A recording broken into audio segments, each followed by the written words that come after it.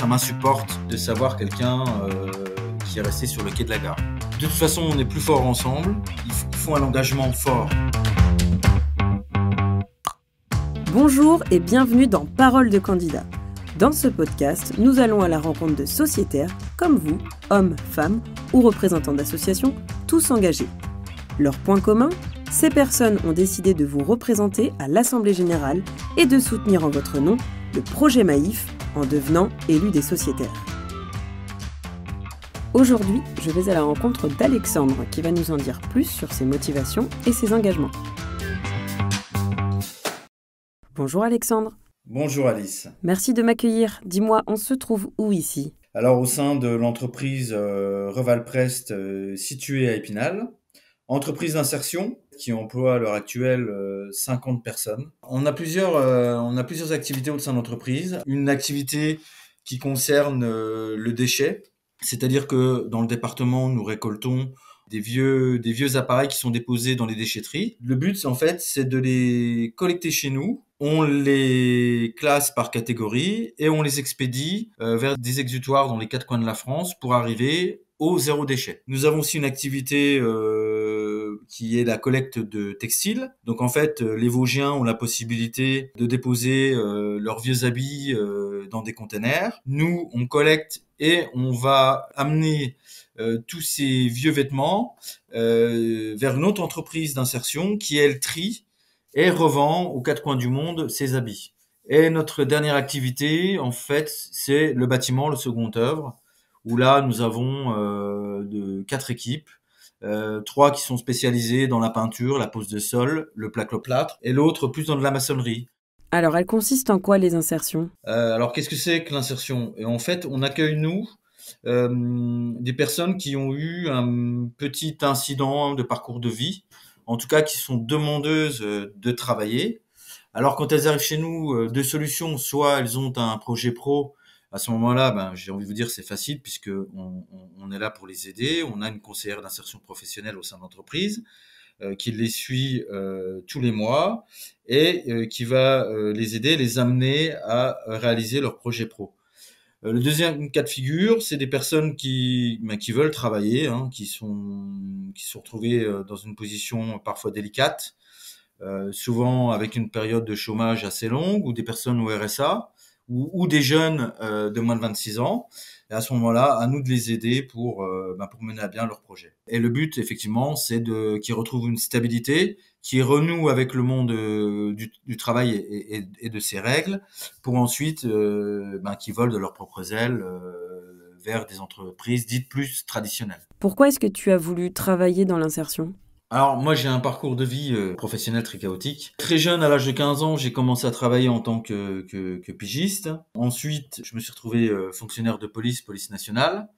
Toujours dans des services tournés vers l'autre, brigade des mineurs, brigade de protection des familles, où j'avais en charge des dossiers criminels ou délictuels concernant des violences faites aux femmes, des violences intrafamiliales, inceste, pédophilie, enfin tout ce genre de dossiers. La justice sociale a toujours eu un grand intérêt pour ma part. Parallèlement, à titre personnel, je suis venu en aide à des familles en grosse difficulté.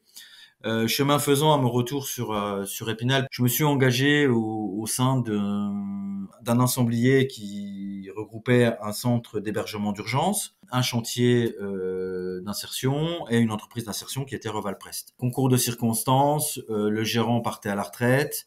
Il fallait un gérant parce que nous devions répondre à un appel d'offres très rapidement. Donc j'ai proposé ma candidature et ça va faire bientôt 2 ans et je suis toujours en place et je suis très heureux d'être là. Parallèlement à ça, quel citoyen engagé tu es au quotidien ? Alors, à titre personnel, j'ai envie de vous dire, je suis H24 engagé. Ça m'insupporte de savoir quelqu'un qui est resté sur le quai de la gare. En fait, j'ai envie de dire, mon engagement est quotidien et il est d'autant plus aujourd'hui puisque je suis adjoint au maire à Épinal depuis les dernières élections en charge de la tranquillité publique. Aujourd'hui, pour toi, pourquoi c'est important de représenter la voix des autres, mais aussi de créer et d'agir ? Moi, par exemple, lorsque je suis arrivé à la tête de Revalprest en tant que gérant, nous étions 23. Nous sommes aujourd'hui en un an et demi 50. Jamais je n'aurait pu arriver à un tel stade sans prendre le temps d'écouter, de travailler et de réfléchir avec l'ensemble des employés, des gars qui travaillent avec moi au quotidien. De toute façon, on est plus fort ensemble, chacun a son mot à dire, on apprend de tout le monde. Et pourquoi est-ce que tu as ressenti le besoin de t'engager avec la Maïf ? Déjà, alors d'une part, pour les valeurs que la Maïf véhicule, pour son mode aussi de gouvernance, hein, c'est-à-dire que la Maïf n'appartient pas à quelqu'un, je dirais que la Maïf appartient à tous ses adhérents, et puis aussi sur le développement où lorsque nous avons pris ce virage à 90, lorsque nous sommes passés de 25 à 50 personnes, et qu'il fallait absolument qu'une entreprise nous vienne en aide justement pour la décennale, hein, pour assurer en tout cas certains travaux. Et en fait, on m'a tendu une main, la Maïf m'a tendu une main. J'ai eu en face de moi des personnes qui étaient à l'écoute, qui défendaient les mêmes valeurs que moi, qui ont tout fait pour que notre projet fonctionne, et le projet a fonctionné. Tendre une main, regarder ce qui se passe à côté. Voilà, je pense que la Maïf, en fait, épouse et défend ces valeurs-là. Et en fait, en faisant le comparatif, si je peux me permettre d'en faire un, entre Reval-Prest et la Maïf, les valeurs sont les mêmes. La Maïf est à l'écoute de ses adhérents, et la Maïf, en règle générale, je pense qu'elle est demandeuse. Elle a besoin de tous ses adhérents, elle a besoin de tout le monde pour pouvoir évoluer et grandir. D'adhérer à un organisme tel que la Maïf, avec des valeurs fortes, des valeurs humaines fortes, je pense que prendre part au débat, c'est déjà un bon début et une belle action.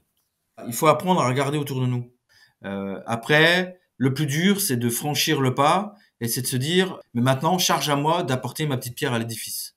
Et comment je peux faire pour apporter ma pierre à l'édifice? Et là, pour rebondir sur la Maïf, on a quand même une chance, c'est que la Maïf est demandeuse de personnes, d'idées, pour justement faire bouger cette pierre.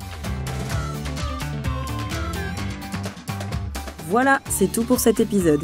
J'espère que vous en savez désormais un peu plus sur ces sociétaires qui s'engagent pour vous représenter et pour porter le projet Maïf d'une société plus responsable et solidaire, et que tout ça vous aura donné envie d'écouter les autres témoignages.